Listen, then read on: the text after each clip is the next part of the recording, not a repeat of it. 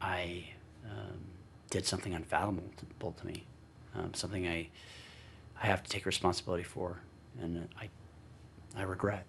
This morning, Joseph Emerson, the Alaska Airlines pilot, now facing 84 charges after allegedly trying to take down a passenger jet in October, speaking on camera for the first time as he awaits trial.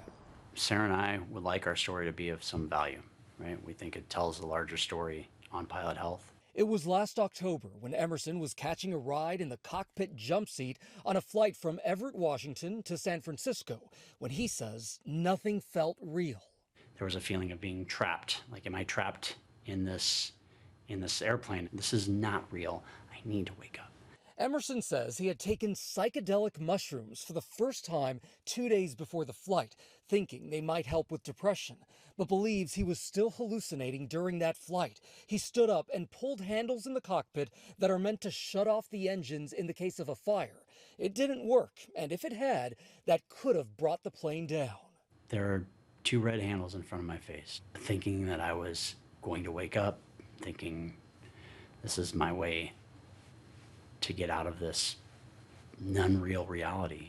I reached up and I grabbed and I pulled the levers. Did you know what the levers were at the time? What I thought is, this is going to wake me up. I know what those levers do in a real airplane, right?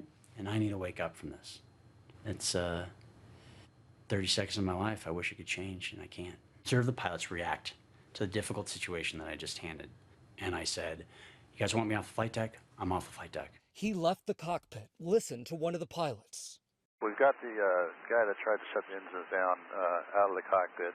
Emerson says he then tried to grab the handle of an emergency exit door, but a flight attendant stopped him. I put my hand on the lever. I didn't operate the lever. She put her hand on mine. And I think around that period is when I said, I don't understand what's real.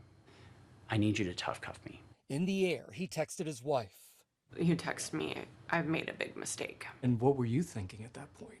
I was like, what in the hell is he talking about? And I immediately got on FlightAware because that's how I can track him. And I saw that the plane was diverted. And I think I texted him back, is this because of you? Emerson says he'd been struggling with some form of depression ever since his best friend Scott suddenly passed away, but didn't turn to a psychiatrist for medication, worrying a formal diagnosis could end his career.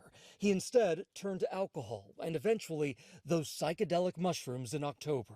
Coming into this, I hadn't really been sleeping a lot the night that I took the magic mushrooms, and I did not sleep that night. And so this cumulative sleep deficit, I believe, may have also impacted just my perception of what was going on. Emerson now speaking about it all in the new documentary The New York Times presents Lie to Fly on FX, as he and his wife focus on increasing awareness about mental health in the cockpit. Right now, there's a perception out there that if you raise your hand and say something's not right, there's a very real possibility that you don't fly again. At least one doctor saying at an NTSB summit in December, it's time to modernize the mental health regulations for pilots. Who would you rather fly with, a pilot who's depressed or a pilot who's depressed on medication? And that's what it comes down to. I think if pilots and controllers were able to obtain a proper diagnosis and be in a proper course of treatment, and if they're safe in that course of treatment, right, keep pilots, controllers undergoing treatment who are safe on the job, I think that's a better system. Emerson faces 83 counts of recklessly endangering another person and 1 count of endangering aircraft in first degree. He's pleaded not guilty. Incredibly, he says, this has made his marriage and relationship with his children much stronger. I'm doing the best I can to work through that process right now. And I'm better for it, which is kind of a weird thing to say. But I really am better for all of this. It's not the way I would have engineered, but I'm just doing my best today.